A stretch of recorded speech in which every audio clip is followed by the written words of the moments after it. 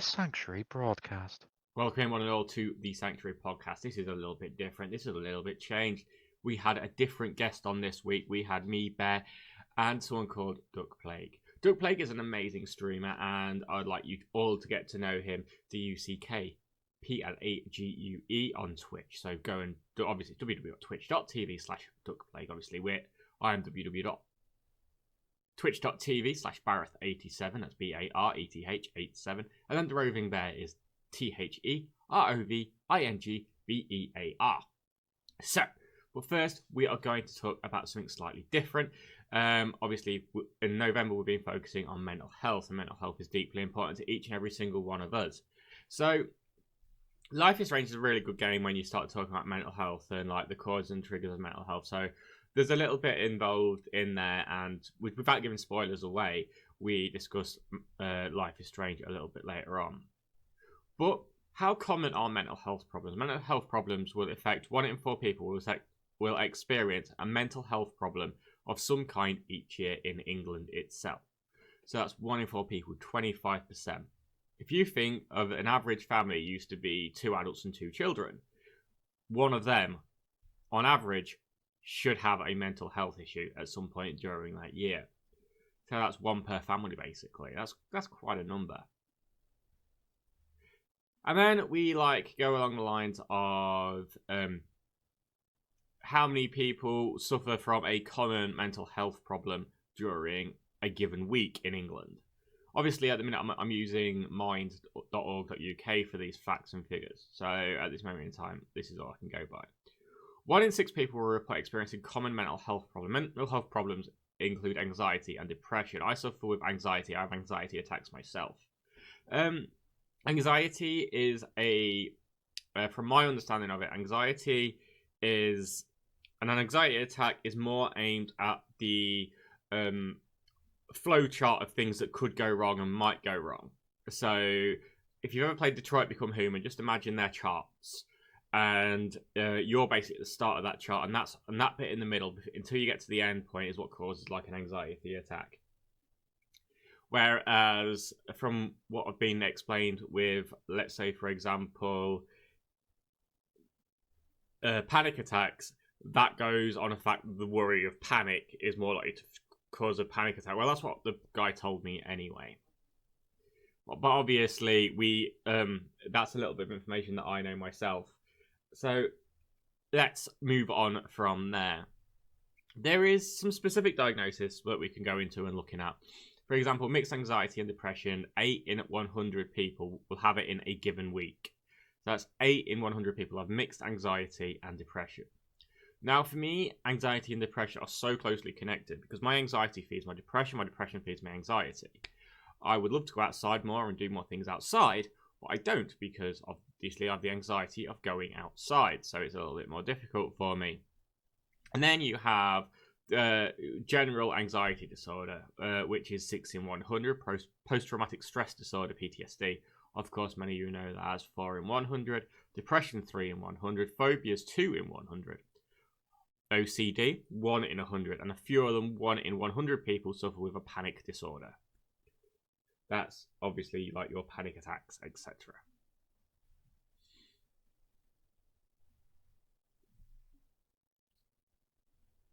Now, these things obviously evolve through your lifetime and through times and everything, but I don't want to just keep throwing numbers at you. I want to tell you a little bit about my story. And I've mentioned my anxiety disorder, my anxiety attacks in this already. And I think it's kind of important to talk about like anxiety in a manner that because a lot of people don't see a difference between anxiety and panic attacks, which I've gone to explain how I've been told the difference, and because I didn't know whether I was having panic attacks or anxiety attacks, and that's what I spent a lot of my time doing when I was doing my cognitive behavioral therapy, that's what a lot of the time was trying to figure out why I was having these attacks, which is quite interesting. Which was quite interesting. Took a little bit of time to get to it though. Now, there is obviously some more serious sides of anxiety and depression, and I've seen unfortunately, I've seen some of these sides.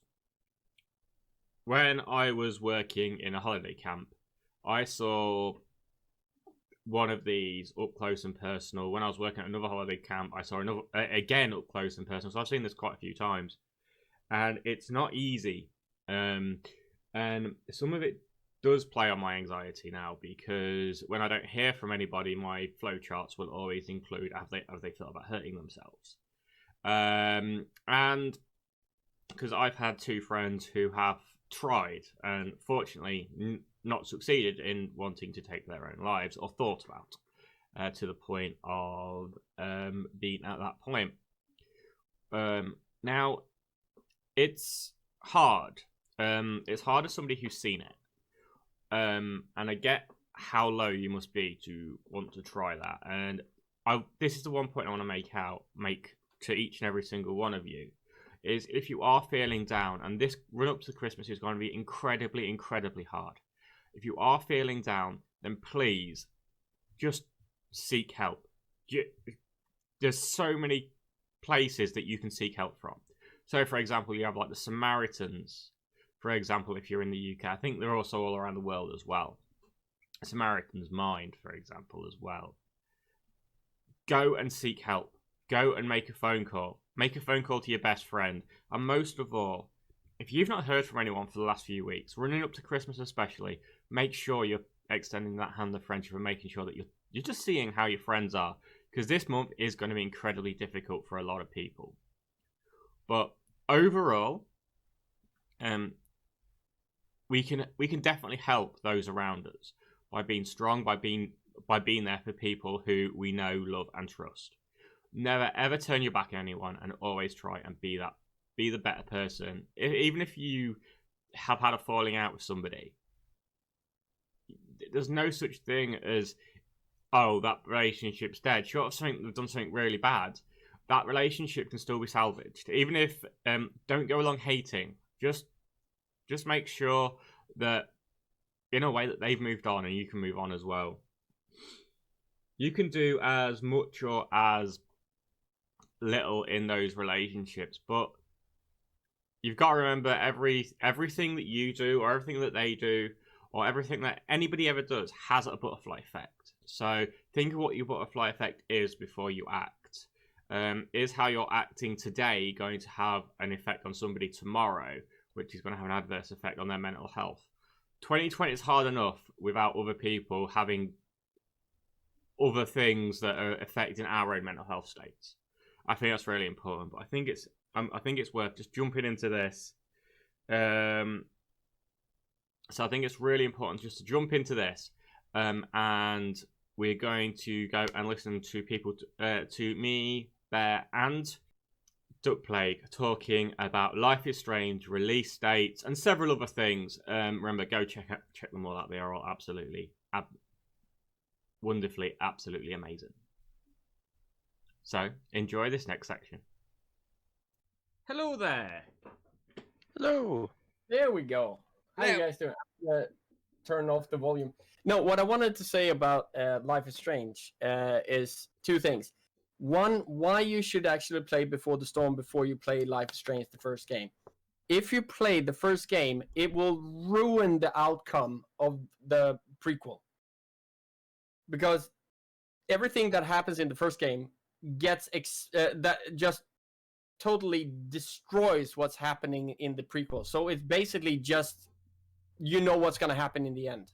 Yeah, I agree with that, actually. I was there. That's why you should always go for the first game, or for Before the Storm, before you do the first game. You need to do that, because otherwise the prequel would just make you go like, well, we know what the outcome is going to be, so fuck this game. Yes. Basically. Okay. And when it comes to character development, because as both me and Barrett said, like when it comes to Chloe, she is an entitled brat that you hate with a passion in the first game. I hate her so much. Is that only the time you character? Yeah, the blue-haired character, yeah. And the only time I actually felt a little bit for her was in Chapter 3. Yeah. That made me basically cry. That was heartbreaking. That's why you have to play the first one to get the character development, or you have to play Before the Storm to get the character development to understand why she is the way she is. Okay. Yeah. Those Nice. are the 2 reasons. Oh, it's 15 quid. That's a good deal. 15. Yeah, that's not bad, actually. A limited edition 15 quid. Ooh, I wonder if it's even Oh, cheap. for Before the Storm? Yep. Nice. What more do you get from Before the Storm, though? You get a bonus episode, mixtape mode, art book, CD soundtrack, outfit pack, and the complete season. Well, I mean, it's Before the Storm is super, super good. I don't remember the bonus episode. What the hell happens on the bonus episode? It doesn't say. I'm just trying to find out on here. I've seen a picture and it looks like it's got Max and Chloe in it. Oh yeah, I remember them. I bought actually, because I had Before the Storm, and you can actually upgrade it. So I upgraded for like £2 or something, and I played it. It is the same actresses that voice both characters, and it shows what happened that day. I'm not gonna say that day more than that day, because I know Barrett know exactly what I'm talking about. I do. Okay, so Because if I say it, I will ruin it for you. Yeah, it's something, and I remember you mentioning about the bonus episode now. I just realized I played it because I upgraded, and I really wanted to play it because they actually got the actresses to come back to do their roles specifically only for that little part. And I just thought that was a brilliant idea, so I wanted to play it, and it made me feel things that I didn't want to feel. Yeah. And I wanted to punch something. I've got to say, I think it's going to be really hard for me to play that episode. Some of these episodes have been quite hard, and some of them, like, if they talk about loss of a family member, especially a dad, have been really, really hard. Yeah, I mean, for me, when I played the first game, there's a sequence in that. I'm not going to tell you what it is, but it's a sequence that is the voice acting in that particular moment was so immensely spot on that I just had to turn down the volume and walk away from the computer the first time I played it. I was like, I can't handle this. Yeah, it's so... They do such a good job. Yeah. And it's all from DONTNOD, isn't it? So... So if you haven't played it, Before the Storm, then straight over to Life is Strange 1, you can, and this is my personal opinion, you can skip Life is Strange 2. It's good, but it's I didn't get the same feeling, right? I got more pissed off in that game, and I don't like to be pissed off. Yeah. And then you can go directly over to Tell Me Why, because Tell Me Why was just a home run. Oh, that's on Game Pass, isn't it? Yeah. Yeah, it doesn't have anything to do with Life is Strange, but it was such a home run.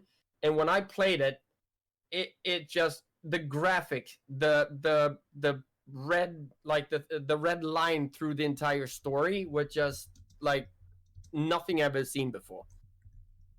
So that I do recommend. Play those games, Before the Storm and then Life is Strange, and then go directly to Tell Me Why, and hopefully they will be out with Twin Mirrors when you're finished. Twin Mirrors, I am on their website as we speak. I did see a release date, 2020, so I saw first of the 12th. They have a month. They have a month. Like, get on already. It looks like it's going to be amazing. Yeah. Because I think I read somewhere Twin Mirrors is going to be Thursday the 12th. Did either of you say you'd played Firewatch? No, I have seen people play Firewatch, but I have not played it myself. It's more of a walking simulator and try to understand what's happening, if I'm not mistaken. It is and it isn't. It's not like it's on rails, if that makes sense. Like, you can go outside of the boundary that it would give you, but there's a lot going on, and does create a sort of atmosphere during the game that makes you kind of lose yourself in it, which I think is, well, what they That should I be. love. I love that too, but that's the thing they have to do if they're going to make an on rails really successful, because you'll Yeah. always know it.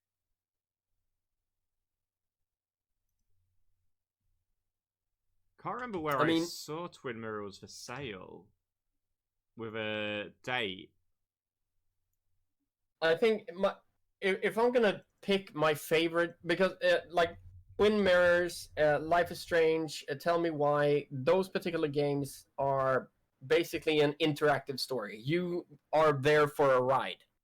You don't basically do anything. You can go your own way a little bit, and and just so you know, every choice you make have one consequence or multiple consequences during your playthrough. So what you do in like chapter 1 can affect how many choices you get in the last chapter. So there are consequences to your actions, and that is something that I love because you can replay it a lot of times to get different outcomes. Mm. But you are basically along for a ride. You will have ups and downs. You will laugh. You will cry. You will get pissed off. But I mean, at the end, it's so rewarding depending on what you pick. I saw a streamer who never played this before, and she picked a specific ending for the first game, and she was bawling her eyes out. Oh my. Wow. So, but I mean, I'm not going to say anything. I feel like if I'm talking about especially Life is Strange, that is the second best game I've ever played in my life. I can get into a rambling, and I don't want to spoil it. It's really awkward.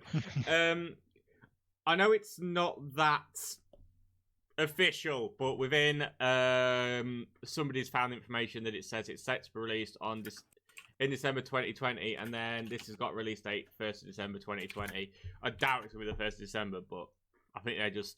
If it's 1st of December, it will be a very early Christmas present. Yeah, it will. See, I think it'll be first half of December if they're going to release it in December. Yeah.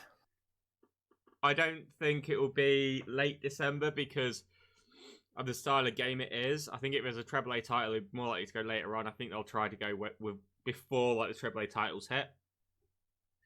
And I'm expecting isn't Cyberpunk expected like middle of? Cyberpunk is the 10th of December. Yeah, so I'd expect it like a week before that, maybe, so that it gets a little bit of coverage compared to releasing at the same time as Cyberpunk's like asking for trouble.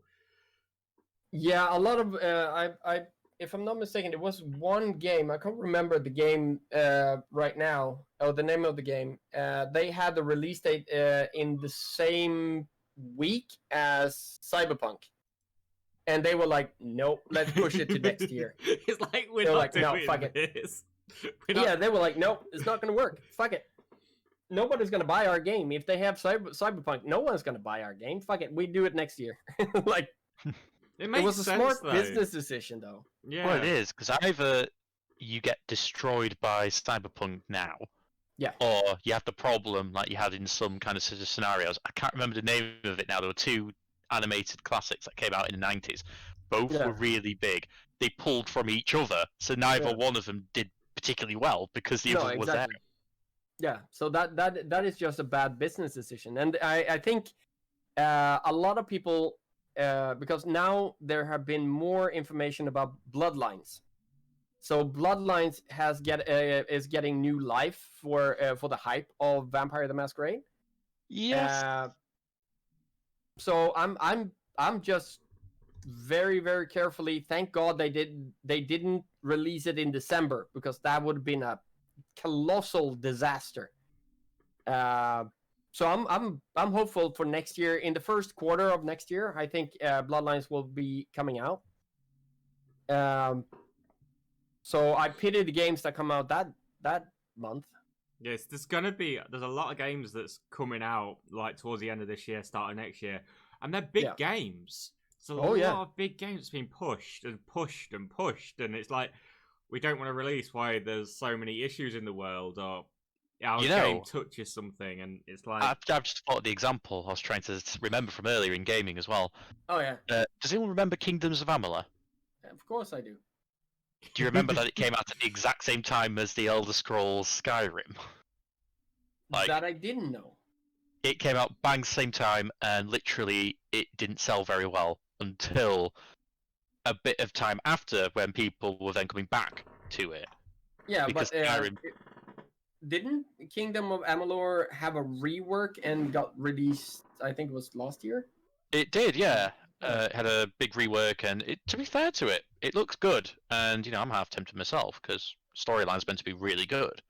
Yeah, I've seen Jinxie play it, and I'm very intrigued in playing it. The problem is I can't dedicate my life to another RPG like that. I'm doing The Witcher right now, and I think I've played. Let's just check, just for fun, how many hours? I have 125 hours so far in Witcher, and I'm not even done.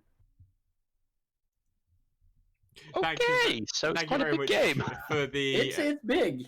Thank you very much for that gift sub to Duckplague. You are absolutely awesome, Stagan. You are amazing. I've read that on a normal playthrough, Witcher takes around 50 hours. How long? 50 hours. I think that's 50 if you're hours. just going for the story, though, isn't it? Really, If you're Yeah, going straight into main story, and Yeah. you weren't interested in. Yeah, That's the thing, though. I got both DLCs, and I do all the side quests that I can, and then with the comedy clips, and then me trying to read, because I can't read well, so for me reading chat at the same time, I think 125 hours is kind of good for me, at least. Yeah, it's a pretty good time, to be fair, because you look at some of them like how long to beat, and they're touching those kind of hours, and they're not doing the comedy clips or the bits that we do as streamers where we stop and we do something slightly different for a few moments, and then obviously it takes 5 or 10 minutes to get back into the game properly, and it's a little bit like it's really difficult because it does slow the progress down, so we never actually really know how long a game actually takes us to beat. I mean, for me, I think that as a streamer, when you play a game, it will be like double that. Yeah. Because you don't sit on the couch concentrating on doing everything, a single thing, and basically just have Coke and crisps on your belly. That sounds like We do more stuff. It sounds like a party. This. Yeah. But that's what But I really yeah, enjoy about gaming like this, though. Come again? That's what I really enjoy about gaming and streaming at the same time, because it's not. It makes the gaming experience sometimes a little bit less intense on games that when you really need them to be a little bit less intense. Because I couldn't imagine putting 125 hours into a game, Yeah. and playing it like constantly, but you have to with some games and you get a lot more value for money as a streamer, probably. Oh yeah. The beautiful thing, for example, take Life is Strange. For example, that game, what is it? Like 10 hours? If you sit down and just plow through it, 10, 12 hours, maybe? Yeah, 10, 12 hours, I think it is, yeah. When I played Life is Strange, you remember I stopped at crucial moments in the game, and I said, chat, you choose, and then I do comedy clips, and then I walk away and come back and see what you guys wanted me to pick. So it's more of an interactive, with also feeling the chat is a part of the experience instead of just watching. And doing that, I feel enhances the experience for me, because I feel like I'm not by myself looking at a screen talking to a webcam. I'm with the chat, engaging together what choices we will do together. So for me, it enhances the experience of the game. I like that. I do like the way that you do it, and it does. I am nodding along with this. It does help with like the comedy clips, because that like breaks it up slightly as well. Yeah, because... if I didn't do comedy clips and I just plowed through Life is Strange, I mean, the entire chat will be fucking crying. I mean, even if you tried to get them to vote on stuff, you didn't do your comedy clips like in between your votes, it wouldn't work at all, because it'd be like waiting for you all to make a decision. Yeah. Yeah, Whereas you're I sitting on mean, the I screen do and- agree with that, and that's why I can do like when I need to stretch my legs and stuff. I do like, oh, we're gonna do the vote. I'm gonna stretch my legs, put on a comedy clip. I know it's roughly a minute long, and then you guys vote while I do stretching, and then I sit down and I sit down and I check the voting score. Yes. And it's also because I love having the chat, like the community being interactive. I love seeing people enjoy themselves and also feel part of the experience of the stream. That's why when I get rated, for example, I say like, "Oh, guys, you that are here, welcome the new guys in." And at the same time, give me your favorite comedy clips. And when they do, I can press them so they feel like, oh, this is the funniest thing I've seen on Duck's comedy clips. I want to show that to the raiders that's coming in. That's interactive and getting them going like, oh, that's a funny thing. And so I'm using. So how do I explain this? I try to make everybody feel like they have a voice. That's the same thing. Well, how I do with the Quack Pack as well. I don't want to. I don't want to be seen as the leader of the Quack Pack. I just want to be seen as the creator, a part of the Quack Pack, because the Quack Pack is you guys that are making the Quack Pack what it is. Exactly. It's And such that's an how I do amazing that community. in stream. It's just, Come again? it's an absolutely amazing community as well. Absolutely. I'm blushing, but thank you. It's because of you, all you guys that, Yeah. that are in the community that makes it amazing. And you've got so many fantastic streamers in there. Izzy's in there. Yeah. Zagams is in there. And there's so many other like really amazing, really, and everyone's Bear. different. Bear's in there, yeah. See? Bear. There we go. You. Like, we take everybody that is not here and then Bear go like, but me. Ben, Thank knows, you. everyone knows what I think of Bear and everything because he is one of the nicest streamers that you'll meet, and he's just so down he's to earth. fantastic. That's why I was like, when he wanted to join the Quack Pack, I was like, yes. I'm just going to crawl under this table now. Thank you very much, guys. Keep reading your 20-page documents. Ah. No, but that's the beauty of like when you're a streamer, in my opinion at least, is that you build a community with like-minded people and Absolutely. you have a good time. And the more you, for me at least, I don't like when I go to try to meet a new streamer. For example, let's take that. I see people in my recommended. I never go to the people that had more than 20. Never. I never go to people with more than 20, maybe 22, 23, not more than that. Because if there are too many people in the chat, you will be one. Yeah, you will be one in the chat, and no one will. Sometimes they will see, sometimes they won't. But if you want to get to know a streamer, go to the people that are like 20 and below, and you can actually start interacting with them, and then the community that they have will also start interacting with you.